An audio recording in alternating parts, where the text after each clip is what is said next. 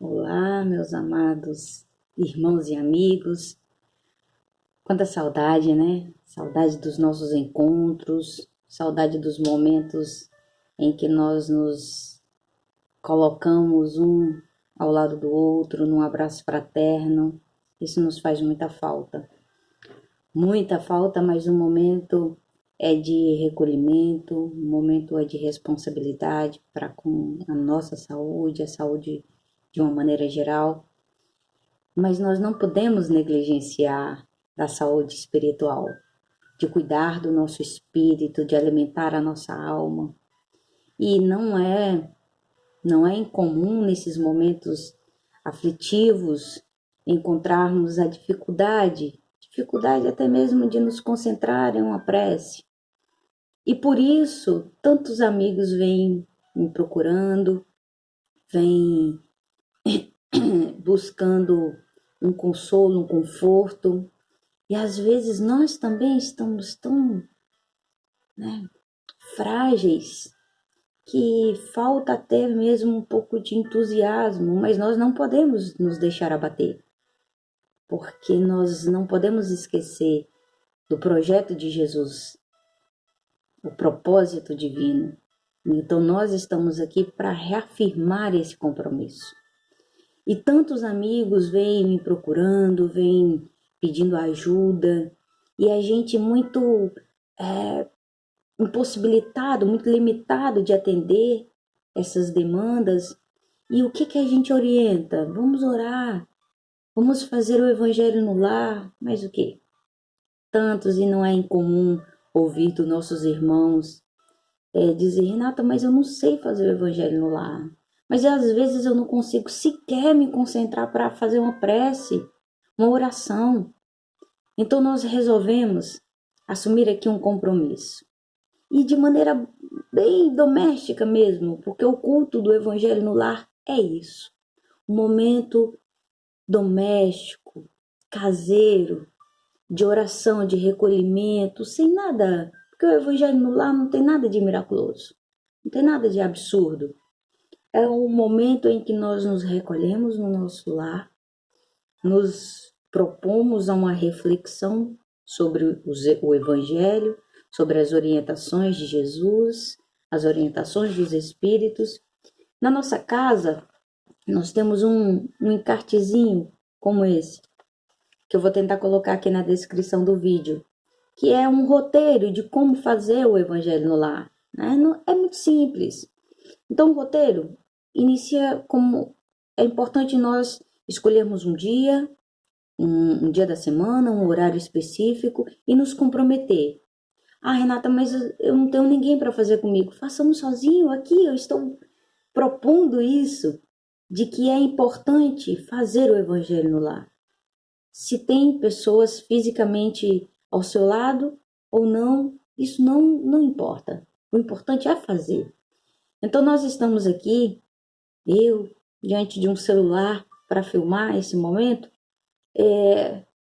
só eu, pessoa fisicamente aqui de carne, mas nós temos aqui amigos espirituais comprometidos com a causa, comprometidos com esse propósito, o nosso propósito de nos reeducar espiritualmente, de nos amadurecer.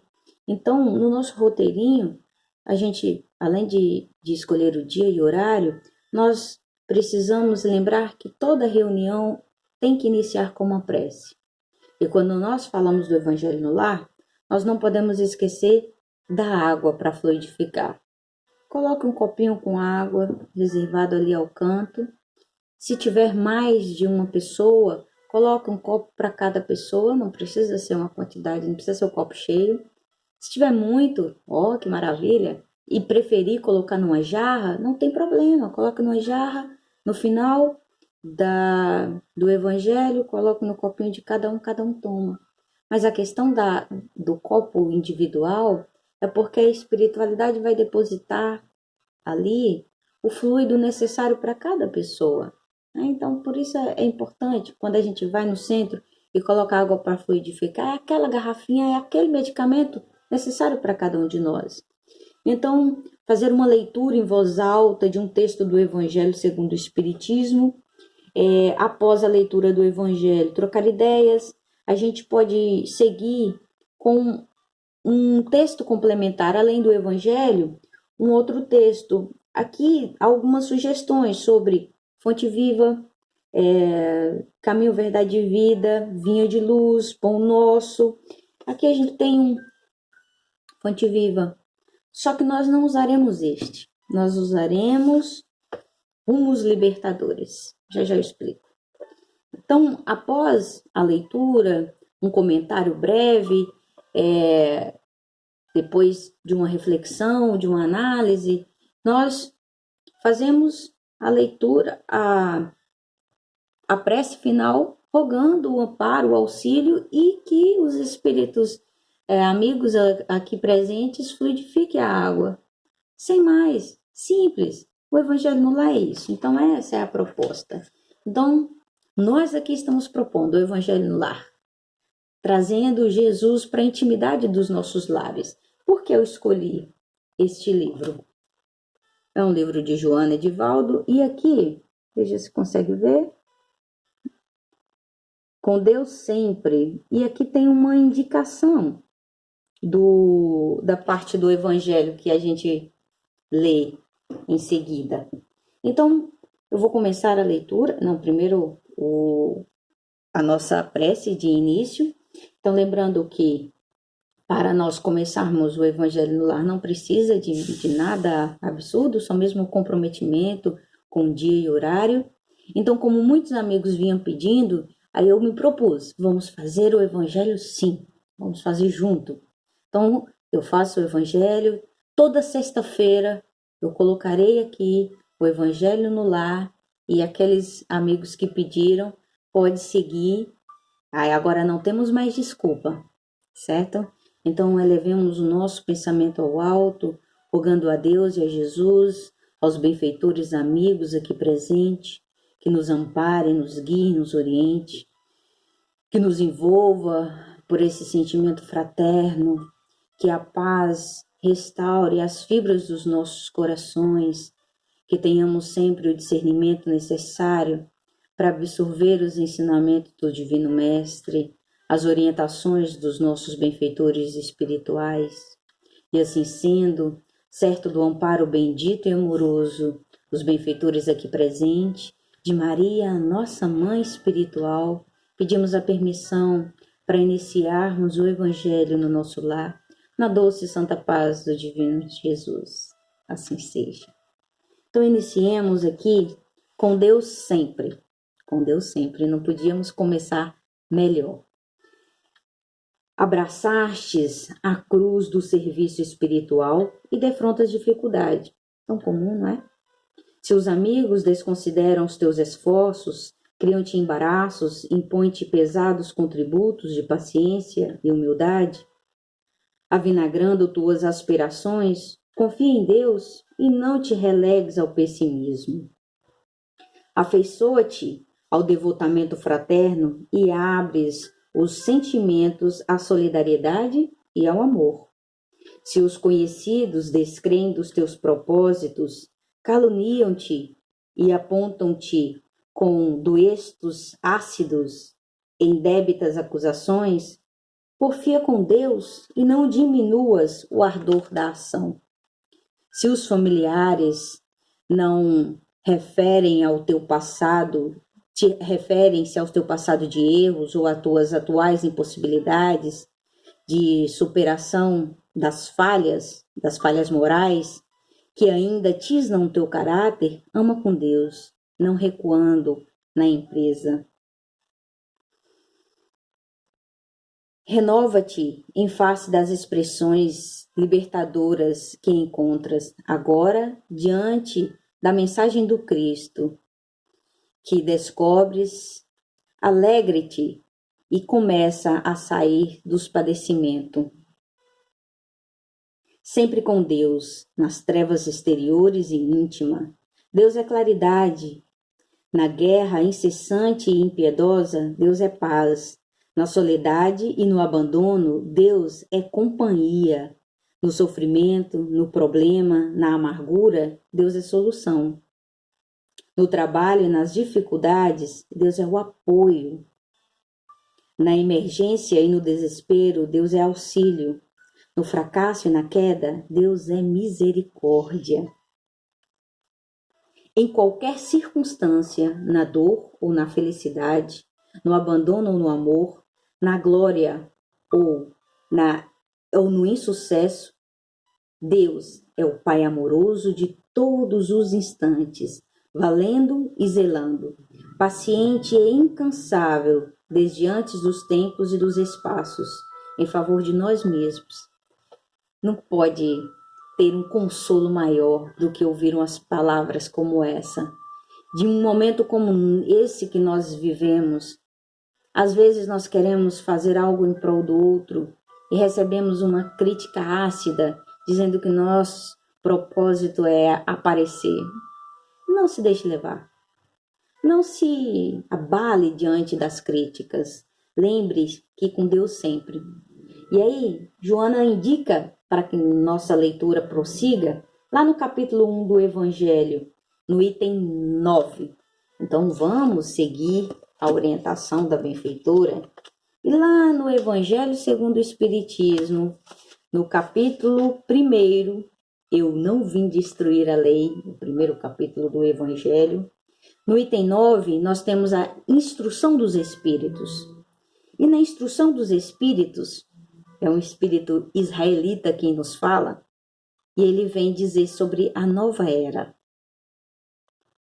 E ele diz, a moral ensinada por Moisés era aprimorada ao estado de adiantamento no qual se encontravam os povos que ela foi chamada a regenerar.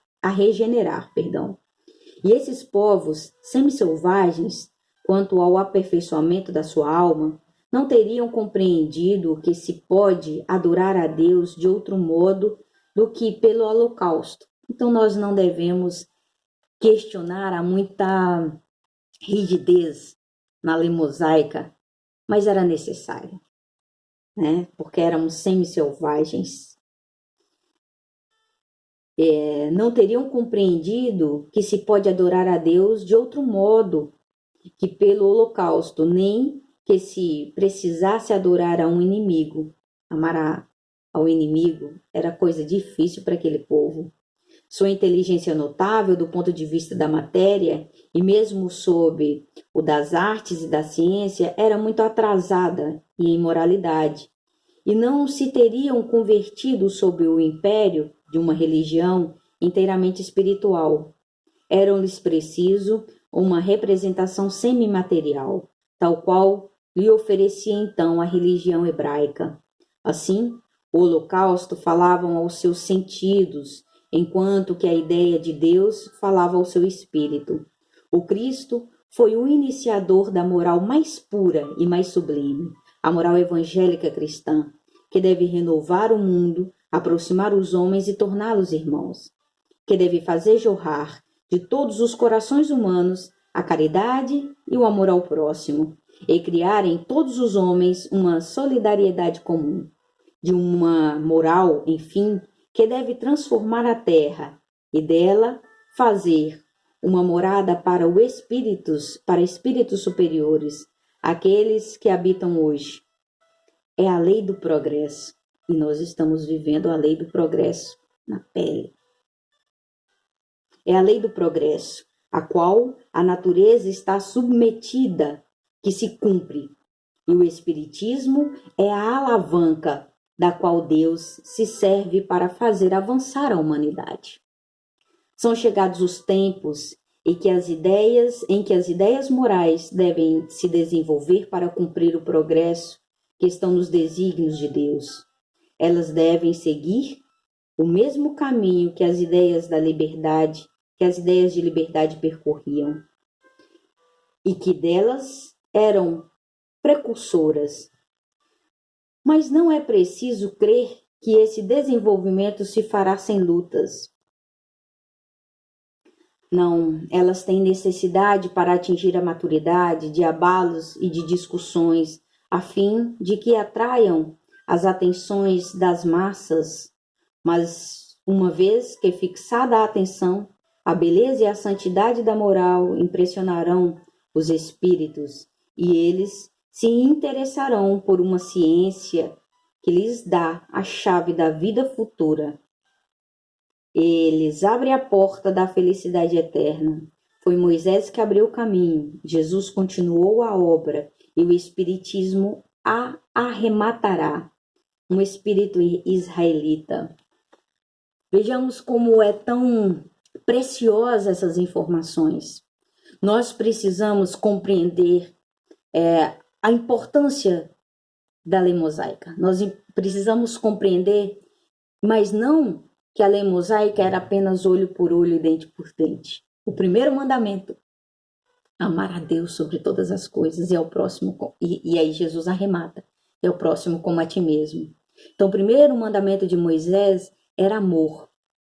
Mas nós, selvagens ainda naquele tempo, só vimos olho por olho, dente por dente. Hoje nós temos essa visão mais ampliada de poder compreender a lei mosaica, entender o propósito divino dos ensinamentos do Cristo. E agora, nessa visão libertadora do Espiritismo, nós estamos vivenciando tempos de pandemia, onde toda a humanidade terrestre está num só pensamento. Já estava tudo muito bem alinhado pela a espiritualidade mais alta de que nós viveríamos esses conflitos. Que esses conflitos são necessários para impulsionar-nos ao progresso. É da lei. A lei de amor, a lei de adoração, a lei do progresso, a lei de destruição. Quer dizer, Renata, que está tudo bem morrer essa quantidade de pessoas que está morrendo? Não é isso. É necessário que se haja o escândalo, mas ai daquele por quem faz o escândalo vir. Então nós estamos vivenciando um momento em que muitos corações estão se voltando a um só propósito. Há momento mais revolucionário do que esse? Há momento de maior redenção do que esse?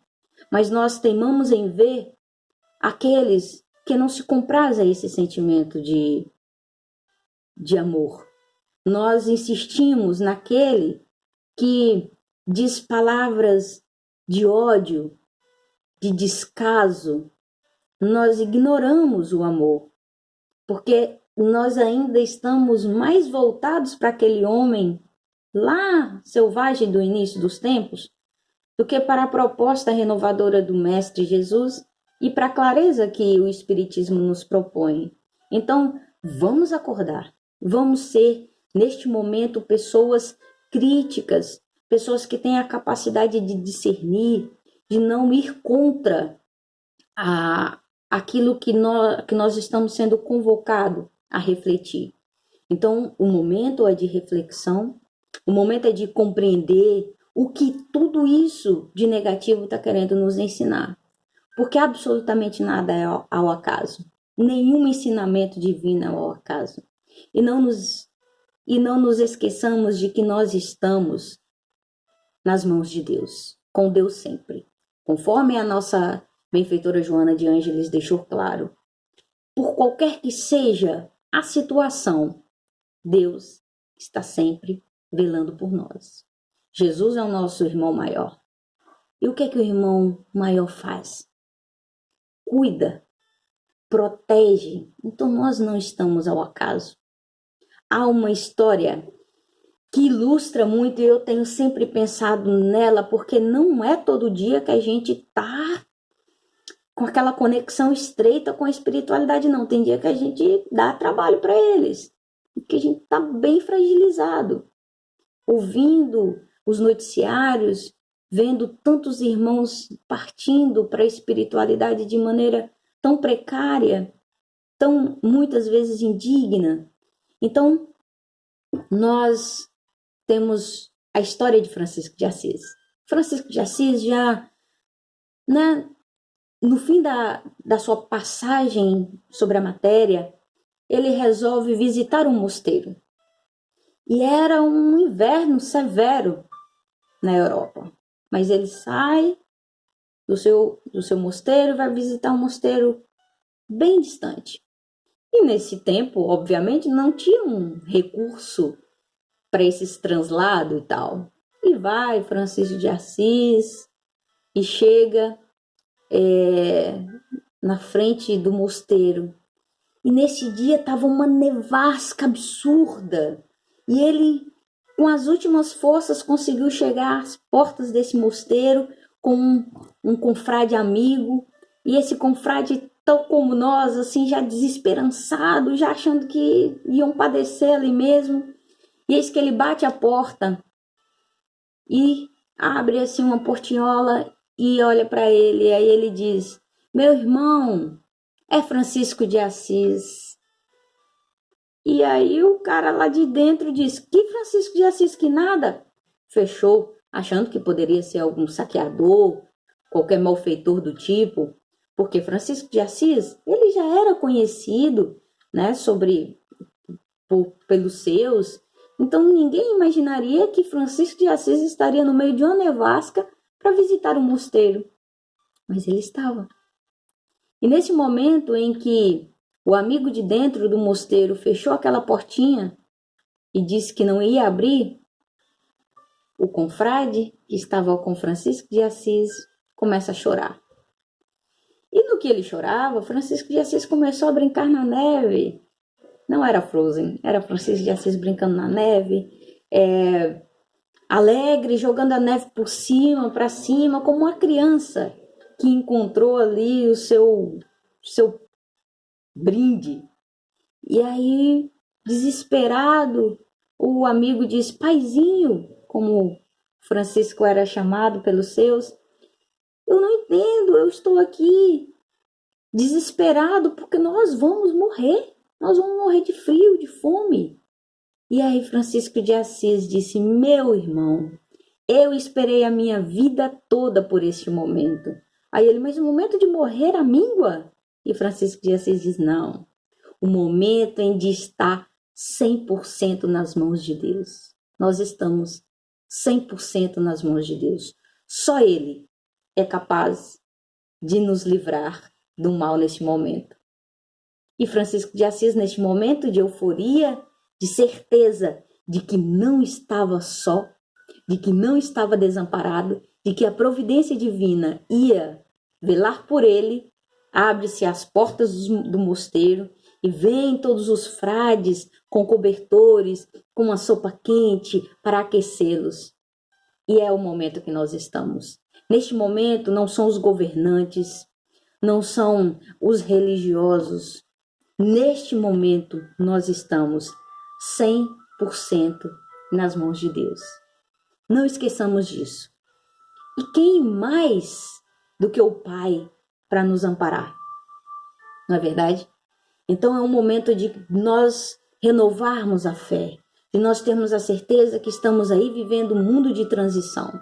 E a transição não se dá de uma maneira abrupta, de um dia para o outro. É um momento, é um período que nós passaremos por vários entraves.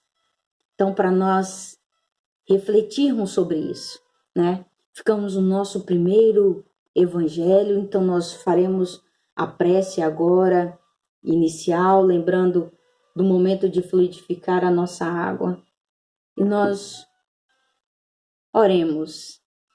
Senhor Deus, Pai de infinita bondade e misericórdia, certo do teu amparo e do teu amor, rogamos por toda a humanidade. Pedimos pelos irmãos que encontram-se neste momento nos leitos dos hospitais, que padecem de inúmeras e infinitas moléstias, que a tua mão misericordiosa e amiga ampare cada um de nós neste momento. Rogamos aos nossos benfeitores amigos, a espiritualidade comprometida com o nosso progresso, que continue a nos amparar, que nos dê força, que nos nossos momentos de fraqueza, que possa auxiliar no nosso levantar, que tenhamos sempre o apoio necessário para seguir adiante, que neste momento esta água aqui presente seja fluidificada pelos fluidos benfazejos, que possamos absorver cada energia salutar que os benfeitores amigos depositaram sobre ela, e a todos nós que possamos seguir adiante, firmes e perseverantes. Que Jesus continue nos amparando hoje, agora e sempre. Assim seja. Assim seja, muita paz e até o nosso próximo encontro. Qualquer dúvida, qualquer questionamento, ajude-nos nos comentários. Vamos promover esta corrente de amor, de fraternidade. Que Jesus continue nos amparando hoje, agora e sempre.